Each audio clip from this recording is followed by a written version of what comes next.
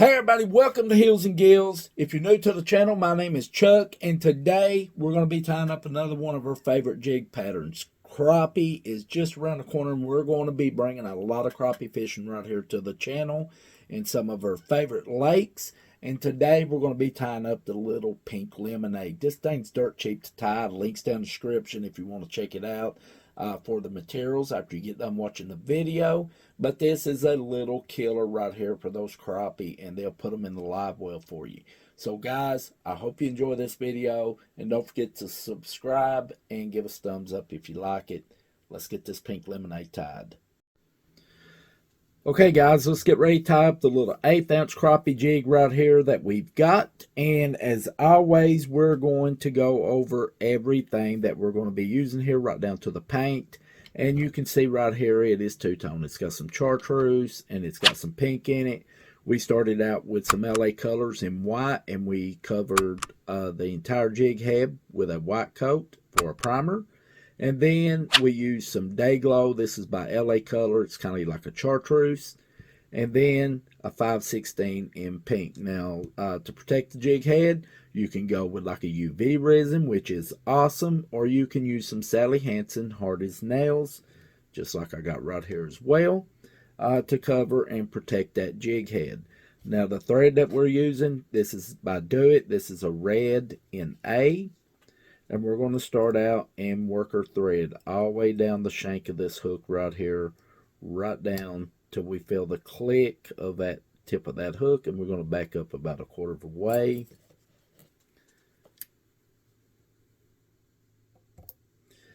And the first thing that we're going to be adding, I've got a little small hackle feather right here. Now, I love using hackle feathers. You don't have to. You can add a curly tail to this if you like, but I like a little kicker tail just to give it some action. And that way I don't have to worry about adding curly tails to it or anything like that. But if you don't have any, just slap you a curly tail on there. It'll work great. And I want this to come off about a 1/2 inch or so off the bend of the hook right here. So I'll just measure him up here. And then I'll just remove some of these feathers, exposing that stem, cutting some of it off here.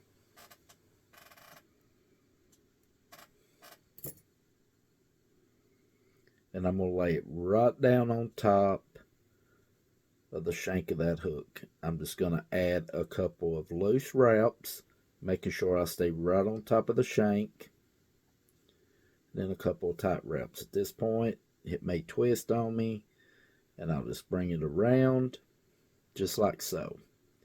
I just want him to kick right off the back of it, and then I'll lock him down. I'll give him some tight wraps there, and then I'll work my way right back up toward the back of that jig head there. Now, the next thing we're going to be adding, this time we're going to be using some synthetic hair, or fiber if you would like to call it. You can see how much you get right here. And you can get 18 different colors in this stuff off Amazon. At the time when I bought it, I gave like 17, 18 bucks. It took it about 3 weeks to come in.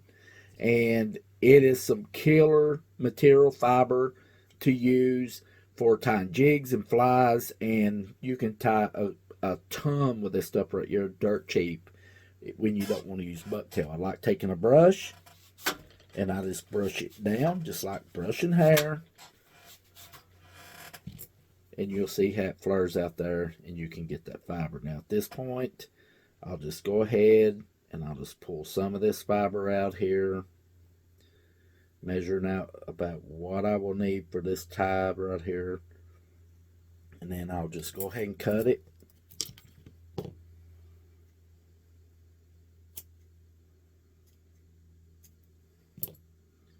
Just like so. And I cut a little bit too much there. That is no problem. I can remove some of the strays. Just get rid of some of that extra because we don't need that much on it. And I like stacking this a little bit. Make it look a little bit like bucktail. And I'll just grab some of it and I'll just move it down. Give it that jagged, sharp edge look like you would with some good old-fashioned bucktail. And I'll just keep working it. Taking a little out, moving it down a little.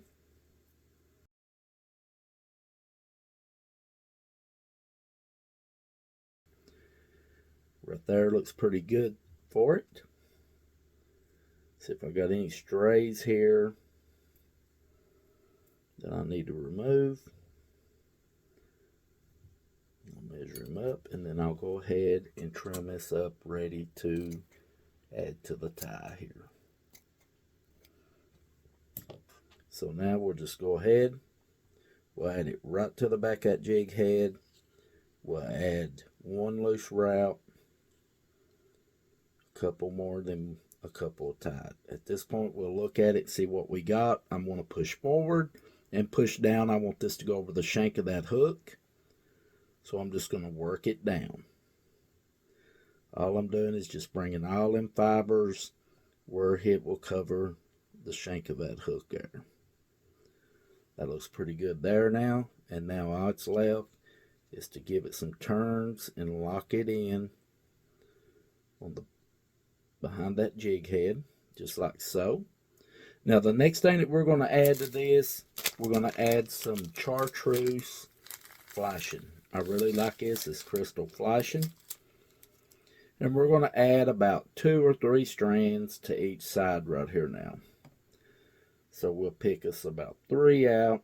We'll do 3 down each side on this one, where it's an 1/8 ounce. Cut him up there, get him all good and squared away.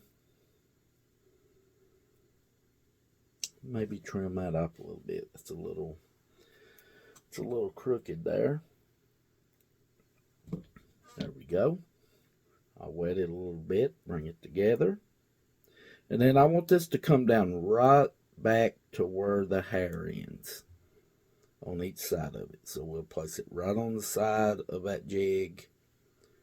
We'll give him a couple wraps here, locking him in, just like so.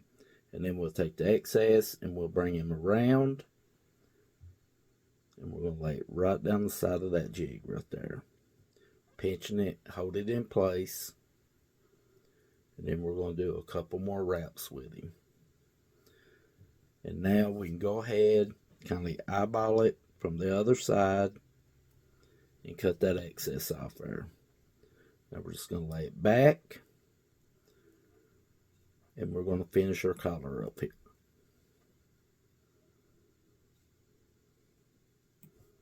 There we go. That looks pretty good right there. And now we're going to get our whip finisher. We're going to add 5 turns to this.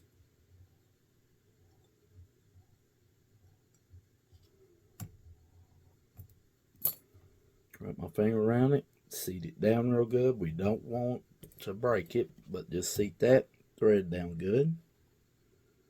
Snip him off, and then we're going to add our final touch to it, which is some good old Loctite super glue.